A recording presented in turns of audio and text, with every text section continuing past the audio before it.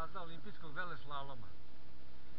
Ja se sada nalazim na tački gde je pre 30 i nešto godina bila startna kućica i unapred se izvinjavam što se nisam dobro pripremio za ovaj video, pa nisam proverio da li se pobednica zove Debbie Armstrong iz Amerike, ali recimo da jeste.